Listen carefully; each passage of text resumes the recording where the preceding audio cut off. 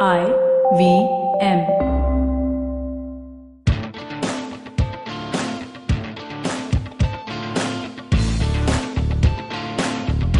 You're listening to TFG Football. Hello and welcome to a brand new episode of TFG Indian Football Podcast. We are here talking about football again. It's not a domestic season that's on, but we're talking about the senior national team that was in action over the weekend. But we will get to that into detail. We've got something more at priority to talk about. When we say priority, it obviously has to be something big. So Chiranjit is with me on the line. Chiranjit, something big is happening in the domestic circuit. Exactly to say in the ISL circuit. So there's a rumor floating around that we will see the introduction, probably a new team coming into the ISL. You want to put some light on that? I hope it's not from Kolkata. Yeah, it's not happening, bro. I mean, I want to see a new team from Hyderabad in ISL I-League anywhere. It's a old time footballing town, would be a breath of fresh air. Fateh Hyderabad is already there in second division, and they're actually one of the contenders. They're going to be this season to win the second division and come up to the tough flight. Of course, it won't be a tough flight by the time they get up. It's a false news, false alarm, or whatever you want to call it. Some people from ISL apparently showed up in Hyderabad to inspect one of the stadiums as a potential venue, and people sort of ran with it. No, they were looking for potential venues for the Super Cup, and they're going around in a lot of places, not just Hyderabad. Yeah, so that's not happening. We're not getting a ISL franchisee from Hyderabad. Not in the next 1 or 2 years, I would say. Yeah, the rumors are always floating around. It's always good to bring up the topic and just to understand if it's even legitimate to talk about. There we are. That was the small topic that we wanted to just throw light on. Heading back to the main topic of the weekend, the main topic that we will be talking about today, and it is the senior national side of the Indian team, and they were in action in China against China. So this was a preparation towards the Asian Cup that we're heading into. That's happening in the month of January next year. And preparation done right, Chiranjit, playing China in China, difficult conditions. Probably a strong team from the likes of what we've seen they're showing on the field. So was it a good test for us? Yeah, well, dude, first of all, how does it feel to be wrong, man? Both of us were wrong. We were, saying 2-0 win for China and all that stuff. In our defense, they hit the post twice and they created a lot of chances. It was just one of those days when China did not score, and make no mistake, we couldn't be happier about it that we were wrong in this instance. Yeah. And I want to be wrong every single time, man. And in fact, I'm going to make it a habit of predicting a 2-0 or 3-0 loss for India. Just to see if that is a reverse jinx that works on the matches, that way I can, if we get a couple of points up there in Asian Cup, that would be great for us. But yeah, this was a revelation in so many ways, man. Because the first thing that sort of worked for us, because Chinese team had better passes, better chance creation, better understanding with each other, especially in midfield and attack. They were, they came in with a plan. They wanted to go forward and press hard from the beginning. That's what they did. But they gassed out. And it was around, I think, 20-25 minutes. The first 20 minutes were like a complete storm, right? The defense was withering. We were looking at Gurpreet making desperate saves, Sandesh even making some brilliant tackles, Narayan Das putting on a show of a lifetime in the defense and trying to track up.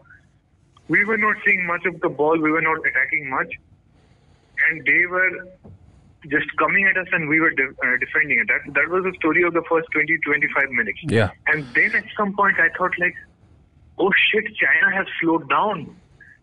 we stood we stood tall and we took the hits, and now it doesn't seem like they're running as fast. It doesn't seem like they are creating as much pressure as they were before. And I was like, when was the last time we saw Indian team taking on a decent Asian team and outworking them on the field? Yeah. And I just couldn't blink, man. It was like a mouth open moment, and it was so brilliant to see that we talk about Indian teams like being behind of many of the Asian teams in terms of fitness and output, and we still are probably. We're nowhere near Japan or something. Even Thailand is probably way more fit than us. But we went to China and we withstood them and we outworked them. And that's what won. I'm saying won because it feels like a win. But just outworking them on the pitch is what got us this result. Otherwise, if China had been able to sustain that intensity for 45 minutes of each half, there's no way they don't score a goal. This game actually reminded me of India-Kyrgyzstan game, where we took in so much of pressure. The defense was on their toes. Gurpreet was out of his line, out of his box. Oh my. And it was a similar situation, and we had that one chance. We had that two chances in the game, and out of that, it was Sunil Chhetri who finished it. But in this game, the difference was Sunil Chhetri was present there. He wasn't given so much space that he would be expecting, and this was well worked out by China. They knew if Sunil Chhetri is given the ball on the counter attack, and knowing the speed that JJ has to combine with Sunil Chhetri, so easily he was pressed down. I didn't see Chhetri getting so much, and he was muscled down as well.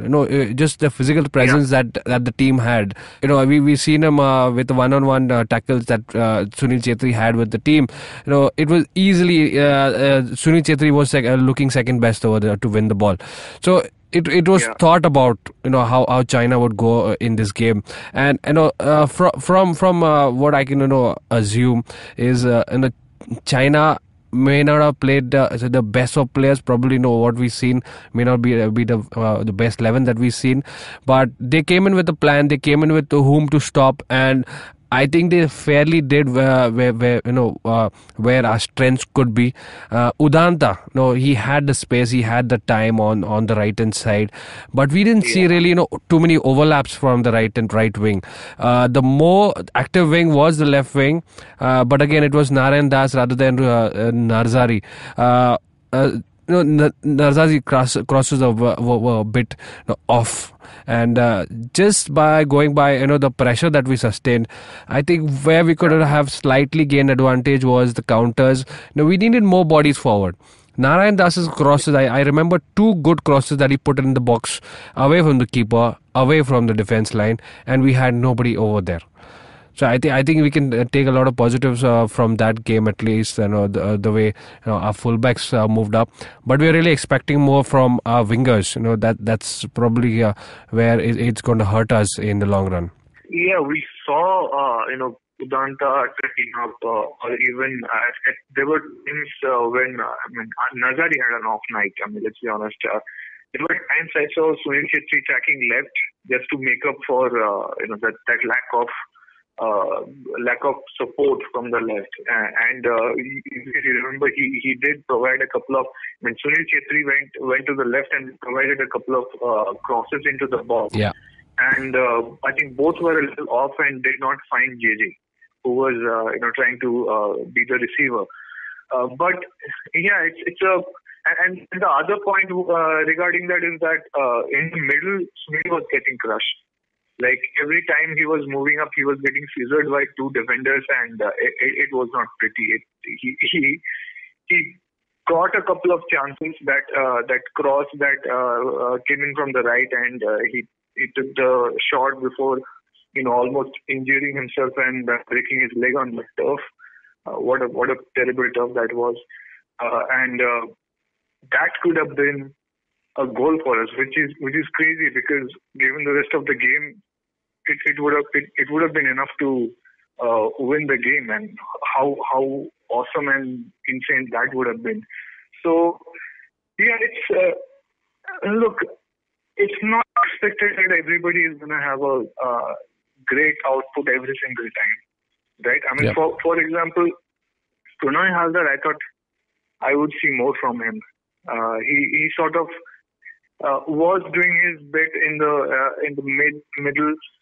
He was expected to just go down and become a fifth or sixth defender, given the posture that India took up from the minute one. It was pretty clear. China kicked off the match, and immediately we had 9 people just taking their position in our third and preparing to defend what was about to come.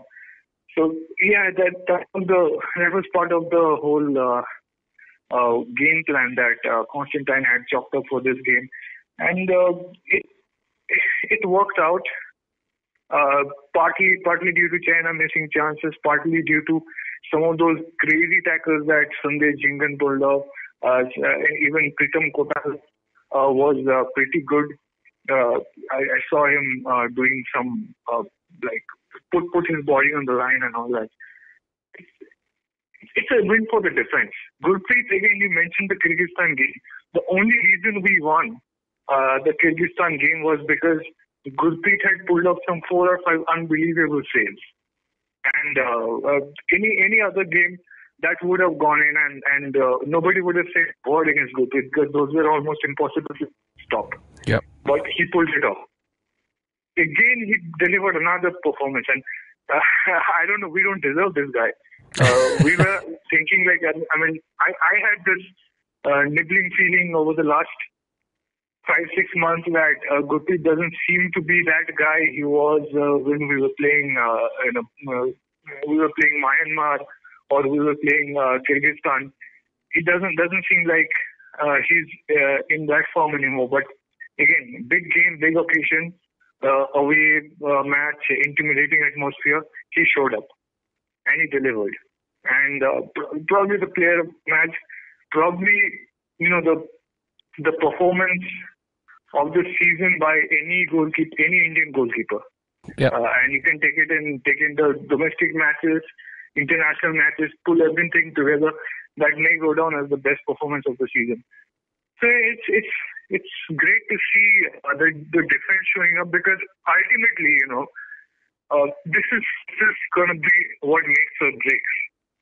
Because similar to this will be the game against Thailand in Asian Cup, where they will be attacking. We will be required to defend hard, and we will get those 1 or 2 chances, right? And if we convert one of those goals, and if Gurpreet Singh Sandhu and Sanjay Jingan and Pritam and everybody else shows up again, then we might sneak through with a 1-0 win, which could have happened even Saturday.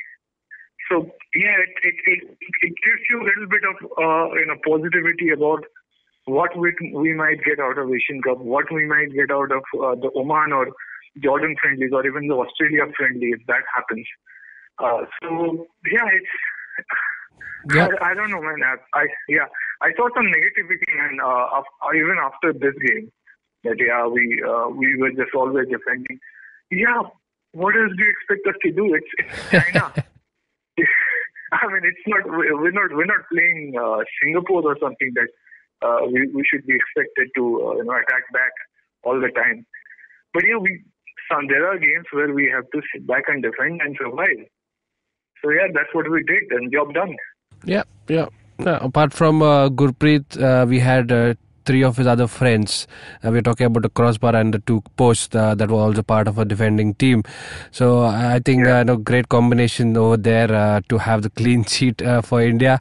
So that was about the positives and the obvious things that we can spot in the India's match. On the other side of the break, we will talk about something more in detail. You probably want to stick around for that. Come back to us after the break. Hey, everybody, it's another great week on IVM Podcast. Please make sure you're following us on social media. If you're not, we're IVM Podcasts on Twitter, Facebook, and Instagram. Also, please do make sure that you give us a rating or a review for whatever show you enjoy. It's really helpful when we get those kinds of ratings. And also, please make sure that you spread the word about podcasting. That's something that I think is really, really important to the ecosystem, right? The more that you let people know that you're enjoying podcasts and what kind of podcasts you're enjoying, the more likely we are to get more and more people on board. This week on Cyrus Says, Cyrus is joined by adman and author Ambi Parmesaran. Ambi talks about what he learned from the prominent people he has met and also how things will change in the advertising world in the light of the Me Too movement. On Crowd Tales, listen to 2 standalone stories by Anand based on the concept of love, lust, and relationships. On the Pragati podcast, Pawan and Hamsi talk to the co-founder and editor-in-chief of the News Minute, Dhanya Rajendran, about online journalism and building a digital news platform. On The Kinetic Living, Urmi spoke to Nikki Gupta, the owner of the Italian bistro Mia Cucina. Nikki shares her experience of training for the Mount Everest base camp and how it changed her perception towards fitness. This week, Anugrah Srivastava from Small Case talks to Anupam about all-weather investing and why it's important to investors. And with that, let's continue on with the shows. Welcome back after the break, and here we are talking about, continuing to talk about the China versus India game. It was a friendly. It really looked like more of a competition for India, and we don't get these opportunities too often, but there we have. It's a good start, and hopefully to continue with this. Traveling for friendlies, playing away friendlies is always a good task, a good preparation to get into the world, into the Asian Cup.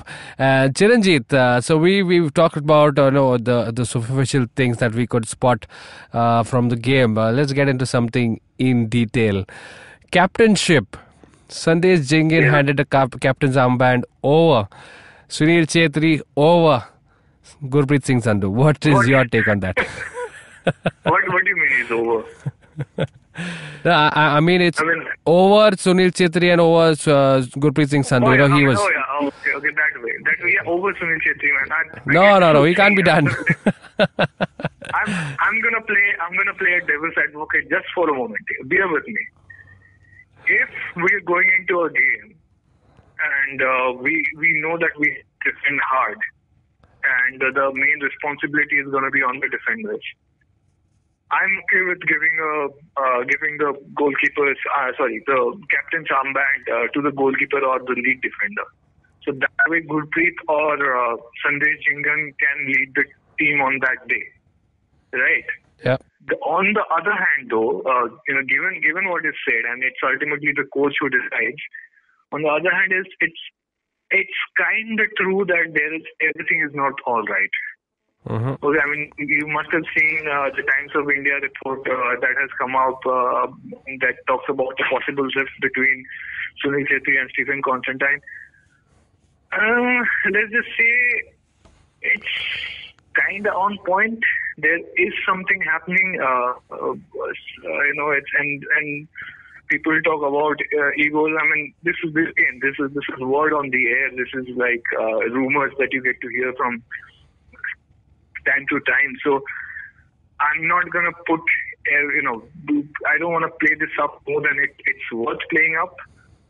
But yeah, there might have been a personal rift, let's say, or I won't even say rift or disagreement.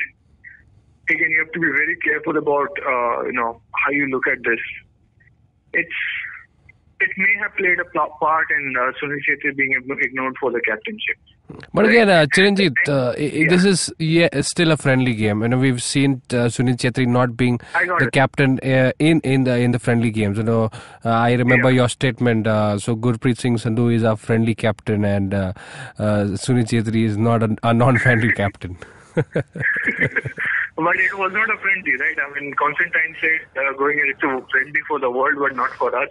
So we were going into an unfriendly country for a very unfriendly match. I don't know. I would have. I wouldn't. We've seen the trend, in teams, in clubs, the most influential or is usually the most capped or the senior most player, who's handed a captain's armband. I get it. And we've seen a rotation of captains in the friendlies, in tournaments like the Intercontinental. Sandesh Jhingan was the captain during that time as well. So not to put too much the focus over there, but do you think does it play an important part, who is the captain in a team, or it's just, way of, having the rotation and probably seeing the next leader? Here's the ultimate takeaway that I want to make. The players in there, the unit that we have, the core unit, the ones with a little bit of experience, Sunil, Sandesh, Gurpreet is, we can call him a vet, he's quite experienced now. This Tom, Pranoy, and that core group that has been around for a few years, I believe every single one of them is capable of rising to the occasion in unity and delivering for India. And it doesn't matter what like ego or rift or disagreements have happened outside the pitch. They are capable of leaving it out and delivering on the pitch. Okay, they have done it, and they have proven themselves capable of doing so time and time again. That being said, I see Sunil Chhetri as the natural leader of the team, whether he is wearing the captain's armband or not. Okay, because can you even doubt it after such a long time? Right? After how many times have we seen him give us some unforgettable victories, like the Kyrgyzstan game, the Myanmar game, the other matches that we won, and it's. You think of the Indian football team, and who do you think of the word captain comes up, when the captain, leader, legend, or whatever that you say, those phrases come up? You think of Sunil Chhetri. Correct. And I don't. It's football. It's not cricket. It's not like the captain gets huge says in how many players, who's gonna go in and who's gonna play in what position or something like that. So it's not as important, but I do believe that if we are going off on big occasion games, we should give the captain's armband to Sunil Chhetri. But again, I'm not aware of the dynamic that Sunil Chhetri has with Sandesh Jhingan or something like that. We know that if Gurpreet Singh is wearing the captain's armband, Sunil is not going to mind for a bit, right? Because they're close. They play in the same club. They're good friends and all that stuff. I think there's a similar dynamic with Sandesh Jhingan too. So it's not going to be like that. It's going to affect what Sunil does on the pitch. Right, he's going to go out and do his best no matter what. And depending on the situation, you will see them sort of assume leadership on the pitch. Like if a situation is happening on the opponent's third, and Sunil Chhetri happens to be on the spot, if there's a tackle or somebody is injured and all that stuff, and there is a word to be had with the referee, whether Sunil Chhetri is wearing the captain's armband or not, at that moment, he will be the natural, man from Indian team who will step into the situation or try to calm it down or talk to the referee. And if it's happening in the defense, it does not mean, even if Sunil Chhetri is captain, it does not mean that Sunil Chhetri will have to run back and address the issue in our own penalty box. Gurpreet, Sandesh, Pritam, every single one of them are capable of stepping up and assuming that role. Right? They are capable of talking to the referee and assuming leadership on that moment. Still, since for the referee who is not familiar with the Indian team, would probably they don't know who they're supposed to turn to in when a situation arises. What they know is that who's the captain. Yeah. Right. So the referee will turn to the captain to address their issues or trying to resolve a situation.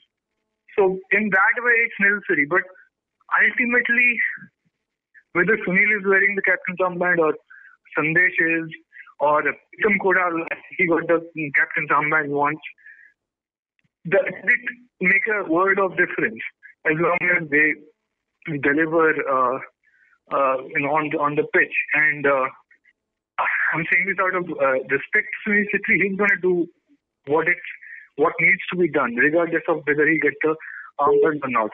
That being said, it's not that great to see him not being the captain in an important historic game like this. All right. Yes. You just saw the way the game was played. It was two of big games, big nations coming together. And the game had diplomatic significance. Political narratives were forming around it, and all the players who went to China and played, they became de facto ambassadors of our country. And in that position, in that situation, I think Sunil was the ultimate candidate. He was the perfect choice to be the captain and assume that honorary spokesperson role that a sports team captain gets to play when an Indian team visits a foreign country. So that's my take on it. It's you cannot just have a black and white opinion of this whole thing. It's way more complex, and some stuff that's happening is not very fortunate. Yeah. And I hope it does not become a bigger issue later. Right. So far, it has not. Right. All right, and that was about the captain's choice, and it does not lead to too many arguments, but does raise a quite of subtle hint of something not being right in the camp. Coming to the point, but again, is it fair to just play that up and talk about that and whatever it is, man? Those are grown men; they can figure things out within themselves. It's not fair that after they have given such a brilliant performance and a special result, one that will be remembered. This game is not going to be forgotten anytime soon. This will have huge consequences for both teams, both coaches. Like Marcelo Lippi is, they're calling for him to be fired. And I'm pretty sure the Chinese Football Association picked Indian games specifically for the purpose of getting the Chinese team out of a scoring rut. They were not scoring enough goals, so they thought, okay, chalo, India ko khelte hain. It's a weak team. We will score 3-4 goals and get our confidence up before playing Syria, which is going to be the actual tough game. So they failed, and now everybody is up in arms against Marcelo Lippi, calling for him to be fired. So see, it's such a significant result that we have produced, and we are talking about possible rifts in the dressing room. Why? I mean, let's just appreciate the performance and enjoy the moment. We don't get to enjoy so many moments like this. Yep. Yes, coming to the point what Juza about to make is Chiranjit, tell me a couple of players which could have started but did not start.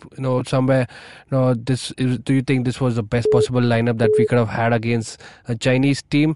Probably a one or two player that you feel could have started in place of someone. Look, the way everybody went out there and performed, right? It's not really that fair to go out and say, hey, try that player or try out somebody else in place of this player. Hindsight is 20/20, right? But as a unit, they went out and they delivered. So we can go out and say, okay, Nazari had an off night.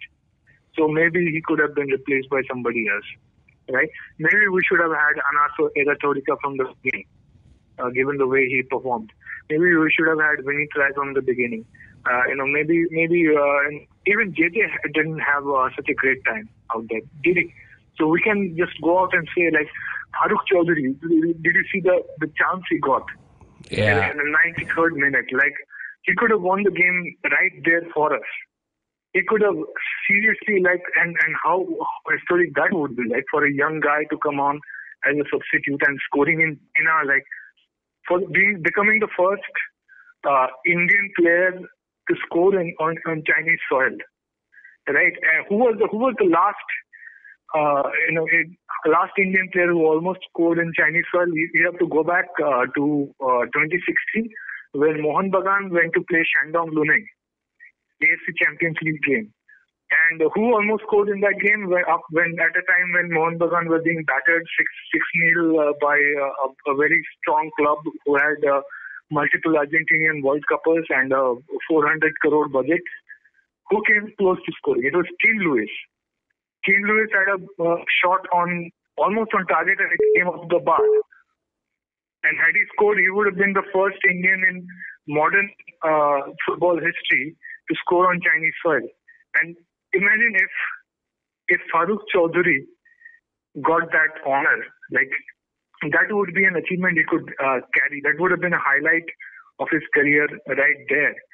So we can say after the fact we can have thoughts of our own, and we can play armchair expert and say, अगर वो पूरा game खेलता तो फिर क्या होता? Like if it was a tough chance to convert, but if he got 3-4 of those chances, if he was there instead of JJ out there, maybe he could have intercepted the crosses much better, and he could have scored a goal. Yeah, I don't think it's a fair point, or it's much of a practical thing for us to do after the fact, because again, hindsight is 2020. But yeah, I think the bottom line is appreciate the team effort. It does not work without the team putting on their 200% in a game like this. Yeah. And they did. No matter what rifts are happening, no matter what couple of negative points that we can take away from this match, they went out and they played their heart, and they gave us a respectable result at a game where almost everybody thought we would lose. I think we really can't conclude this analysis, the discussion about the game, without talking about Anirudh Thapa in the midfield. Oh. Now, what a game this man had!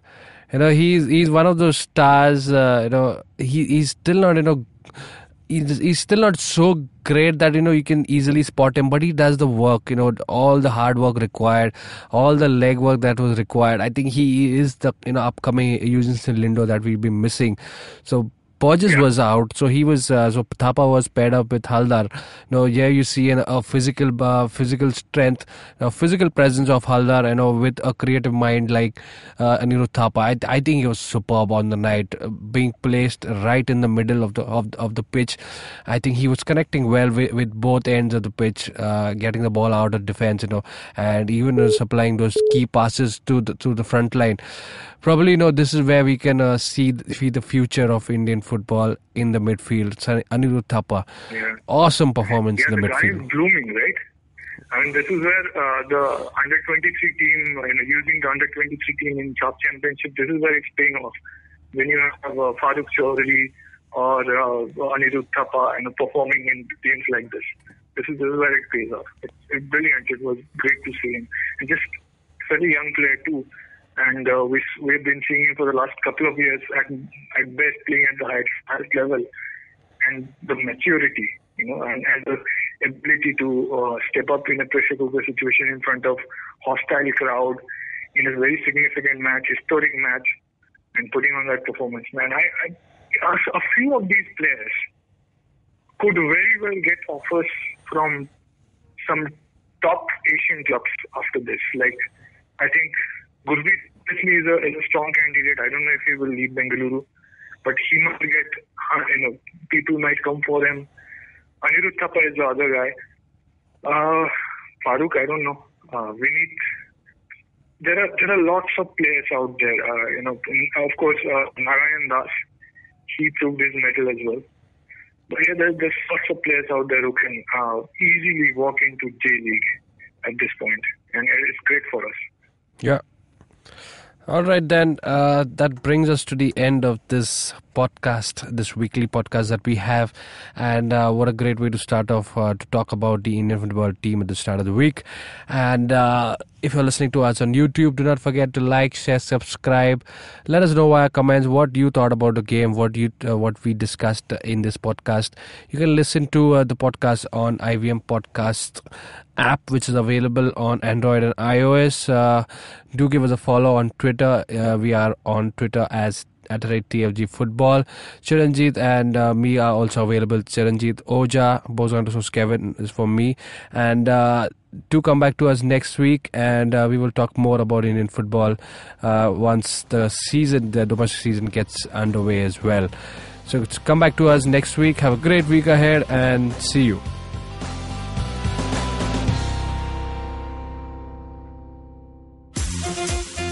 Long, long ago, not in Bethlehem, but in a place nearby, there was a wonderful birth of a huge show which I like to call Cyrus Says, a show that encapsulates everything in human history, from the first Homo sapien to the last Homo sapien, who's traversed the entire world and then come back to India. This is a show which tells you everything about everything. If you want to know, avoid Google, come to us. It's called Cyrus Says. Get new episodes every Monday and Thursday on the IVM Podcast app, website, or wherever you get your podcasts from. It's simple as A, B, oh God, what comes after that?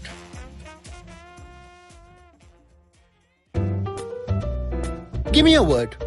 या कोई भी line. कुछ भी हो सकता है यार. क्या कहा आपने? टोपी. Okay. Mohan Joshi hated wearing topis. He felt suffocated in them. टोपी पहनते ही उसे स्कूल की याद आती थी. Where of course he had no choice but to wear a टोपी. But जिस दिन pass out हुआ, उसी दिन उसने अपनी टोपी का bonfire बना दिया. And since then, he'd never worn a cap or a hat. ना कड़कती धूप में, and not even to बचो from the ठंडी. But from Monday 26th February, Mohan Joshi had to wear a topi all the time. Why?